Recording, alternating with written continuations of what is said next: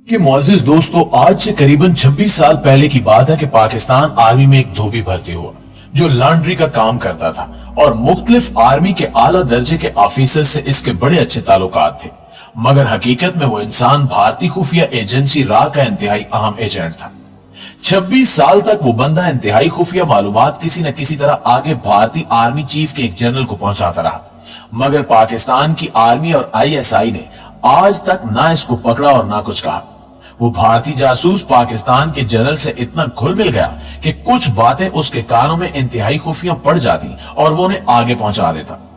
भारत में अपनी फौज के आला ओहदों पर बैठे 3-4 लोगों के ग्रुप्स में इसके खास ताल्लुकात थे। 26 साल तक वो यही सब कुछ करता रहा। पाकिस्तान में इसने शादी की और इसके बच्चे भी यही पैदा हुए, लेकिन वो भारतीय जासूस जिस आर्मी ऑफिसर और जनरल को आगे इंफॉर्मेशन देता रहा, वो लोग बजाते खुद ISI के एजेंट थे जो भारतीय आर्मी में कर्नल, जनरल और मेजर के ओहदों पर फायज थे। जब पहली दफा धोबी ने इंफॉर्मेशन दी तो भारत की फौज में ISI के एजेंट जो बड़े ओहदों पर फायज थे, उन्होंने पाकिस्तान में आला ओहदों पर फायज लोगों को खबर दे डाली, मगर साथ ही ये भी कहा कि जब तक ये बंदा ड्यूटी पर है इसको जाहिर ना होने दिया जाए कि इसका राज खुल चुका है, और इसी तरह राह के मंसूबे हमें पता चल सकते हैं। इस तरह वो जो इंफॉर्मेशन देता ISI के एजेंट उसको तब्दील करके आगे भारतीय आर्मी को दे देते और उन्हें अपने फायदे के लिए इस्तेमाल करते। इसी चीज को रोकने के लिए पाकिस्तानी मीडिया में गद्दारों और सियासतदानों पर पैसा बहाया जाता है ताकि ISI और आर्मी को बदनाम करके कौम की नजरों में गिराया जा सके, मगर इस मंसूबे में ना वो पहले कामयाब हुए और ना इंशाल्लाह कभी आइंदा होंगे। प्यारे साथियों, सैयद अहमद इरशाद त्रिमजी जिनका ताल्लुक ISI से था, वो अपनी एक तहरीर में लिखते हैं कि वफाकी दारुल हुकूमत इस्लामाबाद में कई ममालिक के सिफारत खाने मौजूद हैं और दुनिया के मुतअद्दिद सिफारत खानों में अपने अमले के बच्चों को इब्तिदाई तालीम और तरबियत की गरज से अम्बेसी स्कूल भी खोल रखे हैं। लेकिन हकीकत यह है कि इन स्कूलों में महज दरसो तदरीस का काम ही नहीं होता, बल्कि इन स्कूलों के अमले के कई अरकान को तालीमी सरगर्मियों की आड़ में जासूसी के काम पर भी मामूर किया जाता है। सैयद अहमद इरशाद बताते हैं कि मैं और मेरी टीम एक दिन मामूल की चेकिंग पर थे कि हमें भारत अम्बेसी स्कूल की एक खातून टीचर वीना की सरगर्मियां मशकूक लगी और हमने उस पर नजर रखना शुरू कर दी।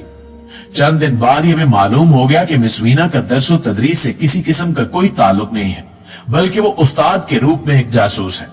लिहाजा सांप को बिल से बाहर निकालने के लिए हमने मंसूबा तैयार किया और एक हिंदू पाकिस्तानी खातून को अपने बेटे भारतीय अम्बेसी के स्कूल में दाखिल करवाने पर रजामंद कर लिया। तमाम मंसूबा समझाकर हिंदू पाकिस्तानी खातून ने बेटे की तालीमी सरगर्मियों पर परेशानी और दूसरे तीसरे रोज स्कूल में आना जाना शुरू कर दिया और जल्द ही मिस वीना के करीब हो गई। और फिर एक वक्त आया कि दोनों करीबी सहेलियों की सूरत मार्केटों में, शॉपिंग पार्कों में चहलकदमी और सिनेमा में फिल्म देखने जाने लग गई। मिस वीना उस हिंदू पाकिस्तानी खातून को अपना आलाकार बनाने का सोच रही थी, जबकि उसको नहीं पता था कि सयाद खुद जाल में फंस चुका है।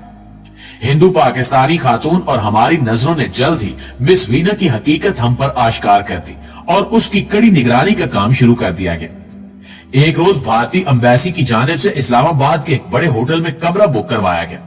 यूं तो एक ये मामूल की बात है, मगर सिफारत खाने के मेहमानों की शिनाख्त और इनके बारे में जानना हमारे फराइज में शामिल था। होटल से हमारे आदमी ने इतला दी कि मिस वीना भारतीय डिफेंस स्टैची की गाड़ी में सिफारत खाने के अमले के एक रुकन मिस्टर खन्ना के साथ जो रा की टीम का मेंबर भी था होटल पहुंची है, और खन्ना वीना को होटल के कमरे में छोड़कर लॉबी में बैठा शायद किसी मेहमान का मुंतजिर था। हमने एयरपोर्ट से मालूम किया तो मालूम हुआ कि इस वक्त कोई जहाज नहीं आ रहा और ना ही भारतीय सिफारत खाने की कोई कार एयरपोर्ट गई है। इससे जाहिर हुआ कि मेहमान यही का है। हमारी टीम ने जरूरी साजो सामान के साथ अपनी पोजीशन संभाल ली। चंद लम्हों के बाद परवेज नामी एक पाकिस्तानी नौजवान, जिसके चेहरे से पसीना और खौफ टपक रहा था, होटल की लॉबी में दाखिल हुआ। मिस्टर खन्ना ने आगे बढ़कर बड़ी गर्मजोशी से उसका इस्तकबाल किया और कहा कि आइए परवेज साहब, हम तो आपकी देर से मुंतजिर हैं, और उसे कमरे में ले गया जहां मिस वीना मौजूद थी। हमारे साथी मुख्तलिफ रूप में होटल में मौजूद थे। कुछ देर बाद कमरे से रूम सर्विस को चाय और सैंडविचेस का ऑर्डर दिया गया। हमारा तरबियत याफ्ता वेटर फौरी तौर पर चाय की ट्राली लेकर रवाना हो गया, जिसमें एक छोटा सा ट्रांसमीटर नस्ब था। वापसी पर वेटर ने बताया कि वीना अपने मेहमान पर अपना सब कुछ निसावर करने के लिए बेचैन है, मगर उसका मेहमान सहमा हुआ और शर्मीला सा है, जबकि मिस्टर खन्ना दलालों का रिवायती किरदार अदा कर रहा है اور اس کوشش میں ہے کہ مس وینا اپنے مہمان کے تمام حواس پر قبضہ کر لے۔ بہرحال ہم ٹرالی میں لگے ٹرانسمیٹر کی مدد سے ان لوگوں کی گفتگو سن رہے تھے اور اسے ریکارڈ بھی کر رہے تھے۔ کچھ ہی دیر بعد مسٹر کھنہ کمرے سے باہر آ گیا اور اپنی کار میں بیٹھ کر واپس ایمبیسی چلا گیا۔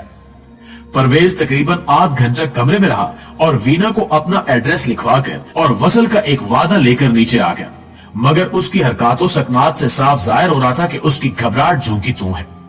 ہوٹل سے نکلتے ہی ہم نے اس کا پیچھا کیا اور اسے اپنی گاڑی میں بٹھا کر اپنے ریسٹ ہاؤس لے گئے۔ تفتیش شروع ہوئی تو وہ اپنی شناخت کرانے سے ہچکچا رہا تھا۔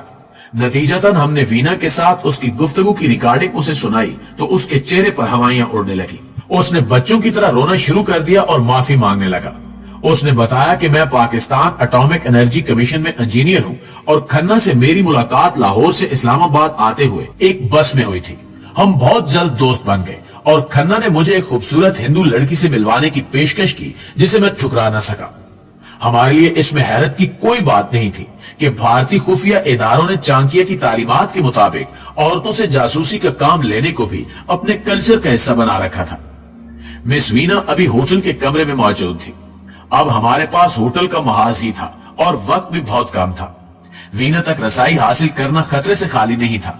وہ ہمارے کسی بھی اہلکار کے کمرے میں موجودگی کی صورت میں الارم بجا سکتی تھی اور ہمارے لیے ایک پیچیدہ سفارتی تنازع پیدا ہو سکتا تھا۔ دوسری جانب ایک ایسی صورتحال تھی جس سے فائدہ نہ اٹھانا ہماری خفیہ روایات کے خلاف تھا۔ کسی بھی رسک کی صورت میں کامیابی کی توقع 50-50 تھی۔ تاہم مس وینا کی شخصیت اور کردار کو سامنے رکھ کر ہمیں اس بات کا یقین تھا کہ اگر صورتحال میں مہارت اور چابک دستی سے کام لیا جائے تو اس بھارتی جاسوسا کو شیشے میں اتارنا مشکل نہیں ہوگا۔ ہمارے لیے $1 ملین چانس تھا جسے آزمایا جا سکتا تھا۔ ہم نے لمحوں میں حتمی فیصلہ کیا اور کچھ ہی دیر میں منصوبے کے مطابق کیس آفیسر ہوٹل کے سیکیورٹی ایگزیکٹو کے روپ میں کمرے میں داخل ہوا، اپنا تعارف کروایا اور ہوٹل کی سروس کے بارے میں معمول کی گفتگو کرنے لگا۔ وینا کو ذرا برابر شک نہ ہوا، اس کے لیے سب کچھ معمول کی بات تھی۔ وہ انتہائی مطمئن اور خوشگوار موڈ میں تھی۔ ہمارے افسر نے بات کو آگے بڑھاتے ہوئے بھارتی ساڑیوں اور فلموں کے بارے میں گفتگو شروع کر دی۔ وینا نے اس گفتگو میں دلچسپی لینی شروع کی اور ہمارے آفیسر کو بیٹھنے کے لیے کہا۔ ویٹر ٹرالی لے کر چلا گیا اور گفتگو کا موضوع ذاتی معلومات تک آ گیا۔ ہمارا وار کارگر ثابت ہوا۔ وینا جلدی ہمارے کیس آفیسر کو تم کہنے کی حد تک آ گئی۔ وہ باتوں میں اس قدر محو ہو گئی کہ اسے سفارت خانے فون کرنا بھی یاد نہ رہا۔ ادھر کھنہ اور اس کے افسرانے بالا یقینی طور پر اس بات پر جامع مسرت پی رہے ہوں گے کہ بالآخر انہوں نے پاکستان اٹامک انرجی کمیشن سے ایک بڑی مچھلی کو اپنے جال میں پھنسا لیا تھا۔ آہستہ آہستہ ہمارے آفیسر کا لہجہ تبدیل ہو گیا اور اس کی گفتگو معنی خیز ہوتی گئی۔ جب وینا کو احساس ہوا کہ ہوٹل کے اس آفیسر کو وینا کے اس کے کمرے میں آمد اور اس کے مقاصد سے پوری طرح آگاہی ہے تو وینا کی صورت ایک ایسے مجبور، بےکس اور بھوکے بچے کی سی ہو گئی جسے بیکری سے ڈبل روٹی چوری کرتے ہوئے رنگے ہاتھوں پکڑ لیا گیا ہو۔ اس کی آنکھیں بھر آئیں اور اس کی آواز کسی گہرے کنویں سے آتی ہوئی محسوس ہونے لگی۔ وینا نے اپنی داستان حیات سنانے شروع کر دی۔ اس نے بتایا کہ میں اپنے والدین کی اکلوتی اولاد ہوں۔ میرے والدین نے میری پرورش انتہائی غربت کے باوجود بڑے ناز و نام سے کی ہے۔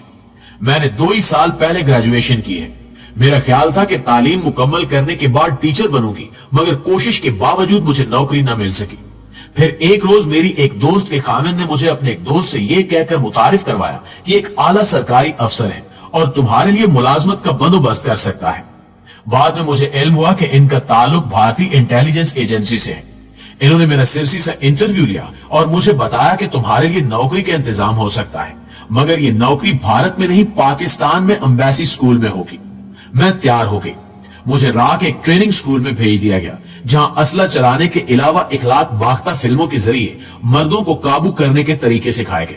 ہمارے انسٹرکٹر ہماری عزتوں سے کھیلتے اور یہ سلسلہ ہر روز رات کو شروع کر دیا جاتا، جس پر میں نے اعتراض بھی کیا، مگر کہا گیا کہ یہ تربیت کا اہم حصہ ہے۔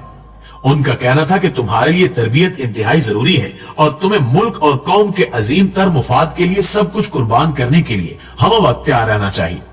سید احمد ارشاد بتاتے ہیں کہ وینا کی کہانی سن کر دکھ ہوا۔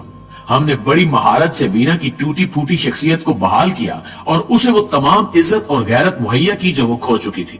وینا نے جب ہمارے حسن سلوک کا اپنے ہندو آقاؤں کے کردار سے موازنہ کیا تو اس کے لیے یہ نہ رہا کہ اسے اپنے نام نہاد وطن پرست دوستوں کی بجائے اپنے دشمنوں کا ساتھ دینا چاہیے۔ اس لیے وہ ہمارے ڈبل ایجنٹ کے طور پر کام کرنے کے لیے تیار ہو گئی۔ وینا ہمیں بھارتی سفارت خانے میں ہونے والی خفیہ ملاقاتوں کے بارے میں اپ ڈیٹ کرتی رہی۔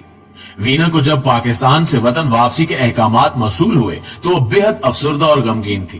وہ ہمیشہ کے لیے پاکستان میں رہنے، یہاں شادی کرنے اور اسلام قبول کرنے کو تیار تھی، مگر ہم اس کے لیے کوئی مناسب شوہر تلاش نہ کر سکے، اور پھر وہ دل پر پتھر رکھ کر پاکستان سے روانہ ہو گئی۔